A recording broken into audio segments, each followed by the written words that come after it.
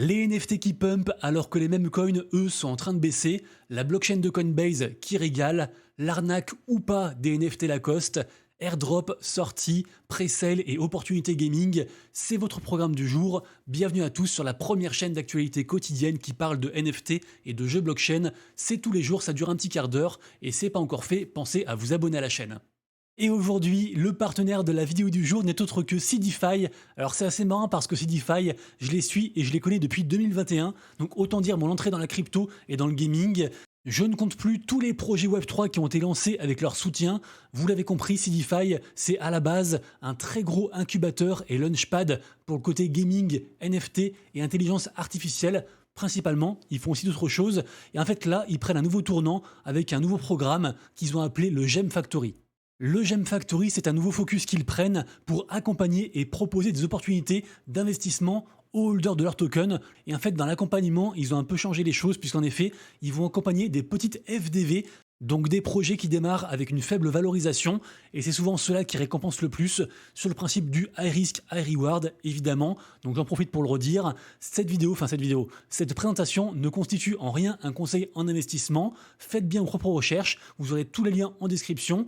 À commencer par le blog Seedify qui est vraiment très complet. Et donc je le disais, Seedify accompagne les projets à la fois sur tout ce qui est, on va dire, gestion des narratifs du moment. Vous savez, c'est très important. Par exemple, ils estiment que la narrative gaming sur Telegram sera une narrative très importante et donc ils vont focus des projets qui surfent là-dessus et les encourager là-dessus. Ils vont également aussi, bien sûr, les aider à scaler pour grossir leurs projets. Et bien sûr aussi à sortir leur projet au bon moment. C'est ce qu'on appelle le market timing, c'est super important. Des fois, on peut avoir le meilleur projet du monde. Si on le sort au mauvais moment, il y a tout qui foire. Et des fois, à l'inverse, on a un projet un peu éclaté, mais il sort au bon moment et le truc explose. Donc c'est un truc très important. Ensuite ici, on se trouve sur le site officiel de Seedify, dont vous retrouverez le lien en description et en commentaire épinglé. Et sur ce site, on retrouve donc le premier programme de la Gem Factory. Ce programme s'appelle iJam. Et il propose donc aux holders de leur token, le token S-Fund, d'investir dans ces projets-là. Donc en gros, vous mettez une petite allocation et vous recevrez en fait des petites allocations de ces 10 projets qui sont basés là sur l'intelligence artificielle, d'où le nom en fait iJam. Seul prérequis, et c'est le cas pour toutes les opportunités qui présentent aux holders de leur token, il faut stacker le token S-Fund sur la plateforme. Donc pour du coup ce programme iJam, il faut stacker 500 S-Fund. Le prix actuel c'est 1,3 $. Donc à vous de voir, mais vous pouvez très bien investir sur ce token en imaginant que le prix va augmenter dans le futur. Ensuite, vous stackez donc sur la plateforme pour avoir accès aux early access et aux différentes opportunités d'investissement qu'il propose, notamment donc le iJam qui est ici. Sachez aussi pour finir que Seedify possède son propre projet gaming que j'aime beaucoup, qui s'appelle Seedworld, dont j'ai déjà parlé plusieurs fois sur la chaîne. Seedworld, ils ont 2 collections NFT, donc ceux-ci, les Vanguards à 0,29 Ether et ceux-ci, les montures à 0,36 Ether. Et sachez aussi que le stacking de ces NFT est sorti et permettent d'avoir un second token qui s'appelle donc le S-World. Donc voilà, ça peut aussi être une autre façon de s'exposer à l'écosystème Seedify. En tout cas, moi, c'est une boîte que j'aime beaucoup, que je vais continuer à suivre. Et donc pareil pour vous aussi, faites vos recherches et on en reparle pendant le bull run. Allez, comme tous les jours, on démarre directement par le petit récap très rapide du marché NFT. Ce récap que vous retrouverez au complet tous les matins sur mon compte Twitter vers environ 11 h. Retenez pour la vidéo du jour que le marché NFT fait un joli rebond. Ça fait du bien, on passe quasiment à 64 milliards de market cap, des volumes légèrement en hausse, 20% de plus par rapport à hier, une très belle vente sur la collection NFT du Bored Ape Club, donc les 5 NFT, puisque le numéro 2742 a été vendu à 101 000 $, et regardez-moi ça, le top 10 des NFT les plus capitalisés, quasiment tous verts, ça fait du bien. Sur Ethereum, on a beaucoup de verts, notamment les Bored Ape, justement, qui prennent 12% aujourd'hui, franchement c'est assez incroyable, des Gods qui poursuivent sa lancée et qui passent à 1,7 Ether quasiment, presque plus 20%. Franchement, ça fait du bien. Même Clonix prend 12%, donc la collecte qui a été rachetée par Nike. Sur Solana, c'est pareil aussi, quasiment tout vert aussi, à part pour 2-3 collections, comme par exemple Sol Casino, mais globalement aussi, c'est une très belle journée côté Solana. Côté Bitcoin, c'est un peu plus mitigé, il y a des très belles performances et d'autres un peu moindres. Mais je vous rappelle que hier c'était très vert de ce côté-là, donc c'est normal que certaines collections retracent, évidemment. Et par contre, côté blockchain base, regardez-moi ça, on a beaucoup de vert, ça bouge beaucoup de ce côté-ci. Alors pourquoi? On ne sait pas trop. On imagine qu'il y a un petit retour côté NFT parce que justement en fait il y a une baisse côté memecoin et que les liquidités en fait passent de l'un à l'autre. J'en ai pas mal parlé hier. Beaucoup de gens sont en train de FUD une grosse plateforme qui s'appelle Pump.fun. Parce que les créateurs de Pump.fun s'en mettent plein les fouilles, alors que beaucoup de gens aussi perdent de l'argent. Je le rappelle, 9 projets sur 10 sont voués à mourir. Il y a des milliers de tokens qui se lancent, et donc il y a aussi une surcharge en fait sur le marché. Donc les gens en ont un peu marre. Donc nous sommes peut-être à un tournant. Au niveau plus général, on a les chiffres de l'inflation US qui sont en train de tomber. Du coup, les marchés sont en train de faire n'importe quoi, de faire yo-yo. C'est très volatile. Donc ça bouge beaucoup aujourd'hui. Et plus spécifiquement par rapport à Coinbase, Coinbase annonçait l'arrivée en fait de BTC, de Bitcoin wrappé, pour vraiment investir le marché du Bitcoin via leur blockchain. Donc très intéressant. Donc est-ce que c'est un mix de tout ça qui fait que la blockchain Base performe actuellement?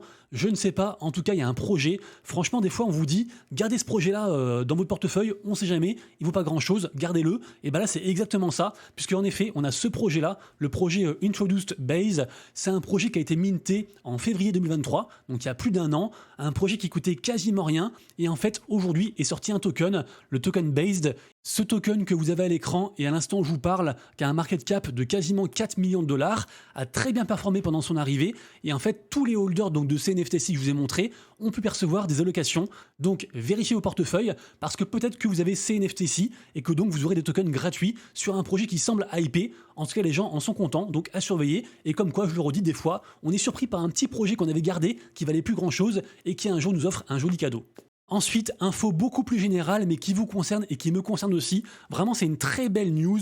On est ici sur le site de Consensus, donc la maison mère du wallet MetaMask, et on apprend que pour la première fois, MetaMask va sortir une carte bancaire en fait, qui sera reliée directement à notre wallet. Pour l'instant, il faut une expérience donc en Europe et au Royaume-Uni sur une carte complètement digitale, mais à terme, on recevra en fait une carte Mastercard chez soi, physique, directement liée à son wallet. Donc juste incroyable. La news vient juste de sortir et donc il fallait que je la partage. Ensuite, est-ce que les plus anciens se rappellent de ça, les crocodiles de Lacoste? Lacoste, je vous le rappelle, qui est rentré dans le monde du Web3 avec leur NFT, c'était il y a plus de 2 ans, c'était en début 2022.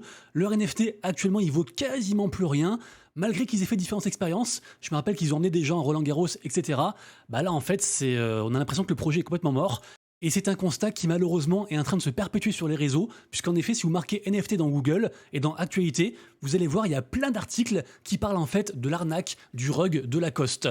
Et c'est vrai que, est-ce qu'on peut les contredire? Je ne sais pas, comme je disais, le projet est quasiment mort au niveau du floor price, au niveau du prix des NFT.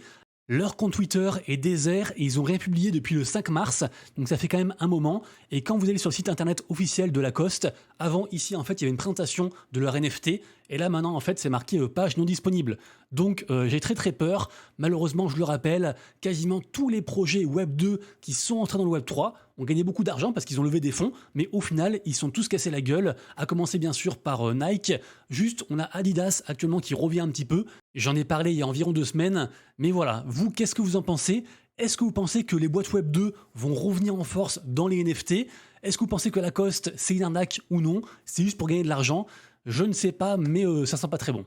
Eh bien en fait, petit update post-production, puisque en effet, je viens de voir à partir d'un message qui est sorti hier que la team Lacoste aurait annoncé officiellement mettre fin, tout simplement, à leur expérience NFT. Donc on a la réponse. Je vous parle ensuite de Azuki, une collection NFT sur Ethereum qui est dans le top 10 tout confondu, donc c'est du très lourd. Ce projet donc qui a fait le pas et qui est je pense le projet NFT qui s'approche le plus de la narrative animée. D'ailleurs, Azuki va sortir un token, le token animé, en partenariat avec Arbitrum, et les holders des collections NFT Azuki peuvent commencer à le farmer. Azuki, qui a déjà sorti un premier épisode de leur animé, qui a fait plus de 1 million de vues, se met maintenant en fait à faire différentes scénettes pour étayer en fait son lore, on va dire ça comme ça, avec différentes présentations de personnages. Ici, on voit leur collection BIM qui est à l'écran. Je pense que c'est une collection à surveiller. Alors certes, leur collecte principale, elle coûte assez cher, elle coûte 4,1 Ether, mais renseignez-vous, ils ont différentes collections qui sont aussi beaucoup moins chères, les Azuki Elemental, les Beans, etc. Pour moi, c'est une collection à surveiller. Leur token animé sera une crypto à surveiller, et si jamais vous avez la fibre artistique, sachez qu'actuellement il y a un concours d'art sur du coup leur thématique de Azuki, et il y a quand même 25 000 tokens Arbitrum à gagner, les liens en description. Côté gaming ensuite, on commence par une grosse nouvelle par rapport au studio Revolving Games, qui sont derrière entre autres des jeux comme Skybound Legacy, dont j'ai pas mal parlé il y a environ je crois 6-7 mois, un truc comme ça. Donc c'est un gros studio. Alors, dans cette actu, il y a en fait 3 actus. Première info, c'est que le airdrop pour farmer leur token, le token AirCAD, est toujours disponible. C'est gratuit, ça se passe ici. Il y a différentes quêtes d'engagement social à faire, donc n'hésitez pas à le faire. Seconde actu, c'est que leur nœud, leur node arrive très bientôt. C'est pour le 22 août. Ces NFT nodes permettent donc de faire fonctionner leur réseau et rapporteront aussi des récompenses passives régulières à leurs holders.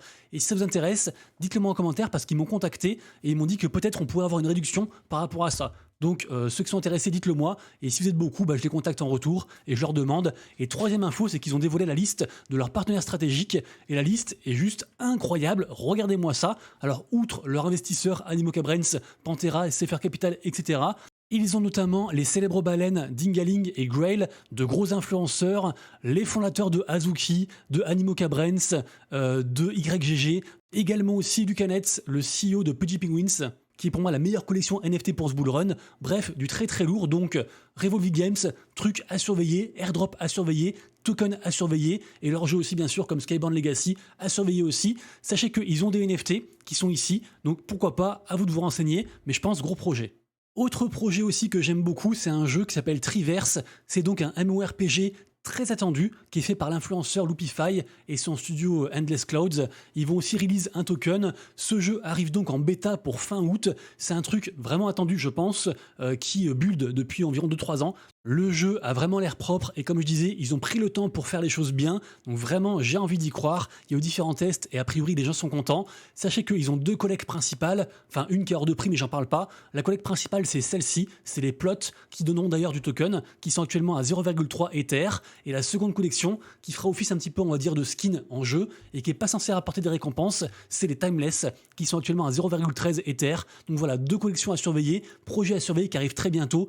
Et là, la news du jour, c'est qu'ils ont montré leur launcher, à quoi il ressemble, et qu'il ressemble fortement au launcher de Ankama. Donc ceux qui ont connu Dofus seront très contents, évidemment, et c'est aussi pour ça que j'en parle. Info suivante, si vous aimez tester les petits jeux pour casu, on va dire sympa et fun, et qui peuvent rapporter, pourquoi pas tester du coup la plateforme Play. Alors Play, c'est le nouveau nom en fait de ReadyGG, qui était une boîte qui existait depuis je crois 6 ans, un truc comme ça. Donc c'est pas un gros truc, mais c'est un ancien truc. Ils sont toujours là, ils lâchent pas l'affaire. Ils proposent différents jeux, également aussi un système de passeport qui vous suit et qui augmente en fait au fur et à mesure du temps et qui après vous rapporte token et NFT. Et après il y a différents jeux sur la plateforme, donc pourquoi pas tester tout ça comme je disais. C'est un truc qui me semble intéressant et qui est quand même suivi par des gens que je suis, donc ça me semble cool aussi.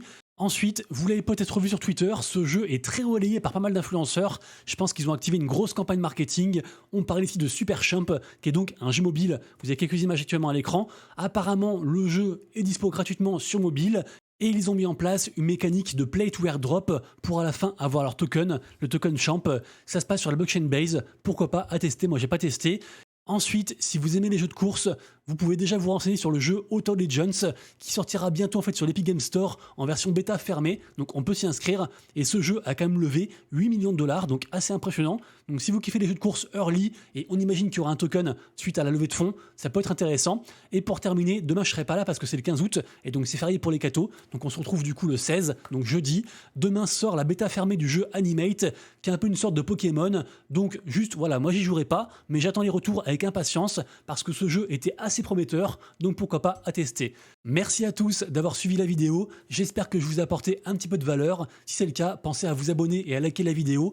On se retrouve donc dans 2 jours et d'ici là, prenez soin de vous, de vos proches et de vos wallets. C'était Monsieur Rabbit, ciao.